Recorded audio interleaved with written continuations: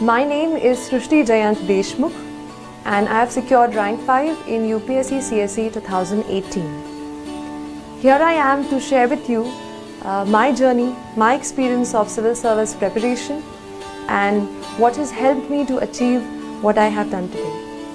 So a little bit about myself. I like to tell you that the motivation that I got to prepare for this exam came through the preparation itself. When I started, I did not really know what I was going into.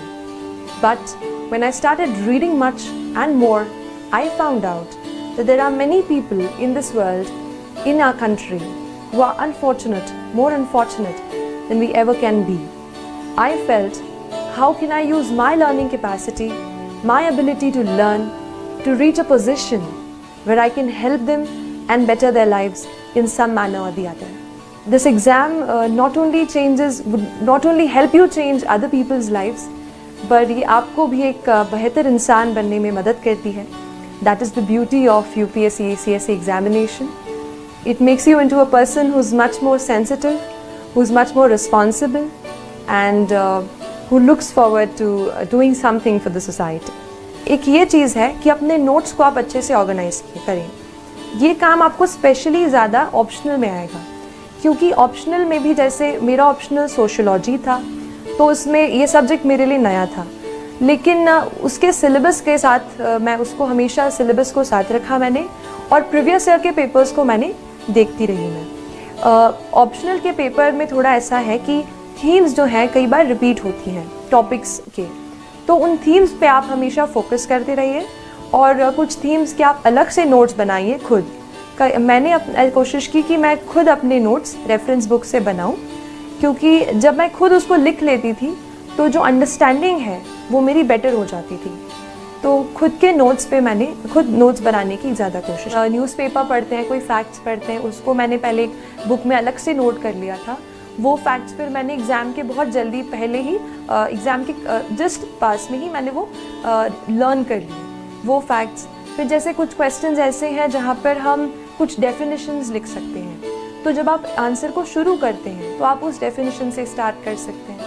इसके अलावा कुछ committee की reports होती हैं, जैसे ARC reports होती हैं, या फिर एक और बहुत इम्पॉर्टेंट रिसोर्स जो मैंने बहुत ही ज़्यादा यूज़ किया है वो है नीति आयोग का 3-year action agenda.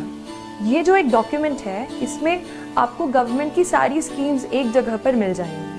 So you understand the perspective of the government.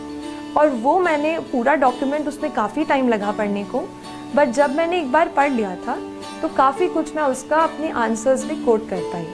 Test हम काफ़ी देते हैं, जैसे मान लीजिए प्रीलिम्स का टेस्ट है, हम 100 क्वेश्चंस तो अटेम्प्ट कर लेते हैं, लेकिन उसके बाद इतने एग्जॉस्ट हो जाते हैं कि उसको रिवाइज ही नहीं करते. ये मत कीजिए. मैंने बहुत जब ये गलती की, बाद में रियलाइज़ हुआ कि कई क्वेश्चंस फिर से ऐसे आ गए जो मैंने पहले कर चुके थे, पर मैंने उनको पढ़ा नहीं था. तो आप ये करो. और मैंने ये किया था कि पहले मैंने जैसे एग्ज़ाम दे दी, 2 घंटे में हमने पहले क्वेश्चन सारे सॉल्व कर लिए. उसके बाद आप घर जाके अपने जहाँ आप पढ़ते हैं सारे क्वेश्चन को एक एक करके फिर से पढ़िए. जो भी उनका सोर्स है वहाँ से पढ़िए, उसको रिवाइज कीजिए, या फिर मैंने उसको अलग एक कॉपी में नोट कर लिया था, जो भी इम्पोर्टेंट पॉइंट्स मुझे टेस्ट से मिलते थे, फिर उसको मैंने अलग से रिवाइज. और इस एग्ज़ाम के बारे में जो चीज़ें मुझे 1-2 साल में समझ में आई हैं, वो कुछ चीज़ें मैं आपसे शेयर करना चाहती हूँ. सबसे पहली चीज़ जो पहले जय और रचना हम दोनों बोल चुके हैं कि कंसिस्टेंसी. आप अगर दिन में, कई बार हमसे सवाल पूछते हैं कि आप कितने घंटे पढ़ाई करते हैं, तो देखिए घंटे मैटर नहीं करते.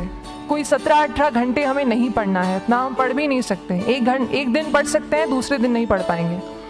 5 से 6 घंटे ही आपको देने हैं या उतने निकालने हैं, पर वो जो वक्त आप अपनी पढ़ाई को देते हो वो कंसिस्टेंटली आपको रोज़ उतना ही अपने पढ़ाई को देना है. Consistency is the key, that is the first and the most important thing जो आपको ध्यान में रखनी है. दूसरी चीज़ इस एग्ज़ाम में मुझे लगता है इक्वली इम्पॉर्टेंट है, क्योंकि ये जर्नी लंबी होती है. जैसे एग्ज़ाम ही 1 साल तक चलती है, आप प्रीलिम्स देते हैं, फिर आप मेंस देते हैं, आप इंटरव्यू में जाते हैं पर्सनालिटी टेस्ट के लिए, तो एग्ज़ाम 1 साल तक खुद चलती है. उसके पहले मान लीजिए आप 1-1.5-2 साल पहले से प्रिपेयर कर रहे हो, तो ये जर्नी काफ़ी लंबी रहती है. उस जर्नी में मेंटली अपने आप को मोटिवेट रखना, अपने आप को बूस्ट करते रहना, वो भी इक्वली इम्पॉर्टेंट है। और इसीलिए अपने आप पर भरोसा बेहद ज़रूरी है। You need to have a faith in yourself कि अगर आपने इसमें कदम रखा है, अगर आपने सोचा है कि आप सिविल सर्विस एग्ज़ाम देना चाहते हैं और देंगे, तो आपको ये ठान के उसमें जाना है कि हाँ मैं ये कर सकता या कर सकती हूँ। ये एक अपना मोटिवेशन, अपने साथ एक फेथ, बिलीफ अपने ऊपर आपको हमेशा रखना है।